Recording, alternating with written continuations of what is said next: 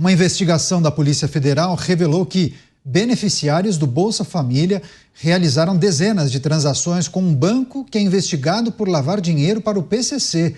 Um deles, morador de Maricá, no Rio de Janeiro, é autodeclarado vendedor de comércio varejista e recebe R$ 800 por mês do governo. Apesar do programa de transferência de renda ser destinado a famílias que recebem até R$ 218 por pessoa, esse homem ostenta gastos que destoam desse perfil e chegou a movimentar mais de R$ 345 mil em apenas 5 meses. Conforme apontaram os relatórios do Conselho de Controle de Atividades Financeiras, o COAF, encaminhados inclusive ao Ministério Público e à Polícia Federal, outros beneficiários como taxistas, domésticas, professores e autônomos que também recebem o Bolsa Família movimentaram milhões de reais nesse banco. Nesta terça-feira, a Polícia Federal deflagrou a Operação Hidra contra essas fintechs e prendeu o policial civil Silas Salerno Elia Júnior. Ele é fundador de uma das empresas e determinou o bloqueio de quase 28 milhões de reais em 8 contas bancárias. Começar essa com o Roberto Mota.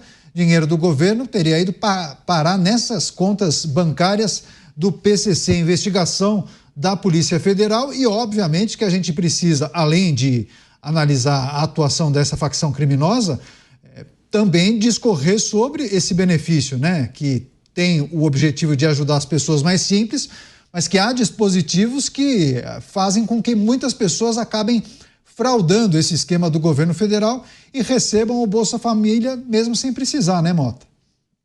E esse número não deve ser pequeno, né, Canhato? Tirando as pessoas que, por razões de saúde, incapacidade física ou idade, não podem trabalhar, todas as outras deveriam receber esse, abre aspas, benefício, fecha aspas, durante um determinado tempo apenas. É obrigação de cada um garantir o seu próprio sustento. Alguém que depende do Estado a vida inteira para sobreviver vai ser um peão subserviente a esse Estado. Vai ter que abaixar a cabeça e aceitar tudo o que vier. E quanto a essa notícia, cada dia é uma notícia diferente que a gente dá envolvendo essa facção. A gente já falou aqui de posto de gasolina, já falamos de envolvimento com empresa de transporte, eu acho que já estava na pauta também participação em produtoras musicais. Daqui a pouco vai ser mais fácil a gente dizer os setores nos quais a facção ainda não está, que vão ser 3 ou 4. Os bandidos não fazem nada mais do que aproveitar as oportunidades oferecidas pelo Estado brasileiro. Um Estado que é tigrão com cabeleireiras e tchutchuca com as facções. Pois é, você, delegado Palumbo, como observa esse movimento? Fintechs conectadas com o crime organizado e se utilizando de pessoas que recebem o Bolsa Família para muitas vezes até lavar os recursos do crime organizado. O crime organizado ele está em todos os lugares, em todos os setores. Eles têm políticos em todos os locais do Brasil, todos os lugares do Brasil. Tem prefeito, tem vereador, tem deputado, tem senador que financiou a campanha de muitos por aí e não é surpresa nenhuma para mim. Eles estão lavando, inclusive, dinheiro fora. Segundo um levantamento do Ministério Público, bilhões foram lavados. É triste isso, porque enquanto, a gente repete, vou até voltar no assunto anterior, enquanto os partidos, alguns partidos políticos, ou melhor, um partido político, fica o tempo todo entrando na justiça contra as decisões do Congresso Nacional, os projetos de leis que nós poderíamos pautar para combater a criminalidade ficam parados. Vou citar um exemplo para vocês. Vamos acabar com a progressão de regime. O que é a progressão de regime? Um preso que pega 30 anos, ele vai cumprir 30 anos. Ele não vai cumprir 5 ou 10 e vai sair para o semiaberto. Só que aí, alguns políticos ligados a esse partido já falaram, já deixaram lá entre linhas. Se passar, entraremos com uma ação judicial e com certeza o Supremo vai dizer que isso não pode. É por isso que nós temos que pautar assuntos que vá de encontro com a população, que é o que interessa com a população. Quanto mais forte o PCC estiver, mais crime haverá nas ruas. Crime como esse que o Mota citou, do Vitão, que foi morto e não fez absolutamente nada, estava parado com seu celular, com sua bicicleta, tomou um tiro e morreu. Todo o dinheiro que o PCC ganha, cada vez ele vai ficando mais forte e vai expandindo as suas ramificações. Ele está em dezenas de países, dezenas. Ele lava bilhões de reais todos os anos. É a 8ª facção mais poderosa do mundo. E aí a gente vê uma senhora que passa um batom numa estátua e pega 17 anos de cadeia. Mas, por outro lado, um dos líderes dessa mesma facção que a gente está falando agora, André do Rap, sai pela porta da frente. O helicóptero que ele usava para o tráfico de drogas, o barco que ele usava para lazer e tráfico de drogas, simplesmente era devolvido. A Polícia Civil estava usando esse helicóptero aqui para transporte de órgãos para pessoas que precisam de transplantes. Simplesmente numa canetada, devolveu o helicóptero que era do PCC, que era do crime. E aí o PCC deita e rola. Quem fica muito feliz com essas pautas lá em Brasília, dessa briga lá em Brasília de direita e de esquerda, é o PCC. Deixa ele se matando lá. Pouquíssimas leis de cunho penal e processo penal, de execução penal, vão passar, porque os deputados estão preocupados com outros assuntos. Enquanto isso, a população está sendo morta aqui. A médica está sendo espancada, estão mordendo o dedo dela para arrancar a aliança, e o PCC cada vez mais forte, lavando dinheiro, mas não é só aí que lava dinheiro. Lava dinheiro em prefeituras também, quando eles entram no sistema de saúde, quando eles resolvem controlar o sistema de saúde de uma cidade pequena, por exemplo, e vai tentar tirar eles para vocês verem. Aí vem a ameaça, vem morte, vem tiro. É por isso que eu falo, essa briga não ajuda ninguém, nem a direita, nem a esquerda. Aliás, ajuda sim o crime organizado. Pois é, a expansão do crime organizado, né? Cada vez atuando em mais segmentos, setores, e operação deflagrada pela Polícia Federal, viu, Dávila? Mirando esses esquemas de lavagem de dinheiro para essa facção criminosa e, especialmente nessa ação de hoje, os alvos foram operadores esses bancos digitais, né? Essas fintechs. E aí chamou a atenção que muitos beneficiários do Bolsa Família participariam desse grande esquema, viu, Dávila? Essa infiltração do crime organizado nas atividades comerciais, financeiras do país é, na verdade, aquilo que nós já dissemos várias vezes aqui nos Pingos nos Is. É o Brasil caminhando em direção a se tornar um narco-estado. É isso que está acontecendo no país.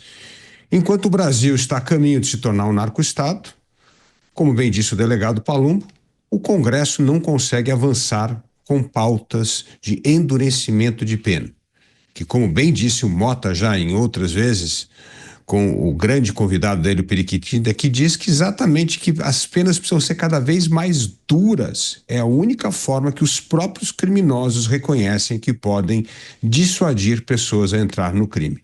E nós vamos na contramão da história. O caso das fintechs, nós precisamos trazer aqui uma informação muito importante. O problema dessas fintechs é que elas não são reguladas pelo Banco Central e pelo Conselho Monetário Nacional. Esse é um grande problema. Pouquíssimas fintechs, só aquelas que dão crédito, são reguladas pelo Banco Central e pelo Conselho Monetário Nacional. Então, isso transformou fintechs em verdadeiras lavanderias de dinheiro, porque elas não estão sob controle do Banco Central. O Banco Central tem um controle rigorosíssimo das instituições financeiras. E isso ajuda a controlar não só dinheiro frio, mas a sanidade de uma instituição financeira, sua capacidade de honrar crédito. Essas medidas foram tomadas de maneira acertada, com uma regulamentação duríssima do sistema financeiro. Agora, essas fintechs que prestam serviço e intermediam questões financeiras, não são regulamentadas pelo Banco Central e pelo Conselho Monetário Nacional. Então, esse é um ponto, até viu o delegado Palumbo no Congresso aí, para ficar esperto, porque, no fundo, Isso aí é quase como se fossem ONGs, estão soltas no sistema sem controle algum. Então, isso para lavar dinheiro vira um mercado fantástico e atraente. E o PCC é rápido em descobrir oportunidades para esquentar dinheiro. Pois é, muito rápido, né? Até adota práticas muito sofisticadas que as pessoas até se surpreendem. Peraí, fintech, banco digital, o PCC então se utiliza dessas fintechs. Há quem diga que teria participação, seria uma espécie de sócio oculto de muitas dessas empresas, abertas com o objetivo simplesmente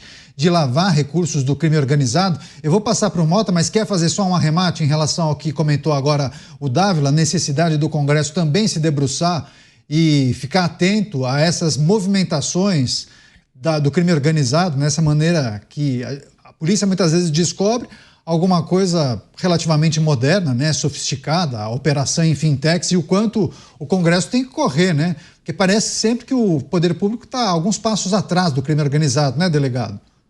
Mas com certeza, está muito atrás. Vocês tenham certeza, eu estou lá, posso falar isso com muita tranquilidade. Tem dezenas, centenas de projetos excelentes que vai de encontro a essas facções.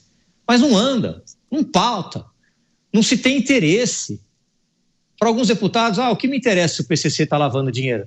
Eu quero me reeleger cada vez mais. Eu quero as minhas emendas. Eu quero mandar dinheiro para a prefeitura lá e votar a favor do governo aqui para mandar as minhas emendas para a prefeitura XYZ e continuar no poder.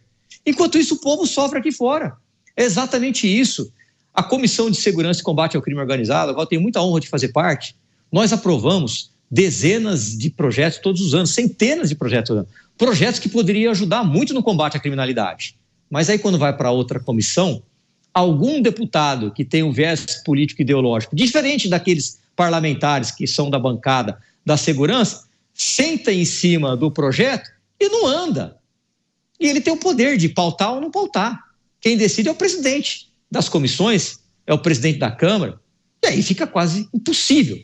Fica os deputados lá da bancada, da bala, da segurança, fazendo de tudo para passar os projetos, e aí outro deputado, porque faz parte de uma comissão, é presidente, ele senta em cima e não anda. E nós somos cobrados na rua.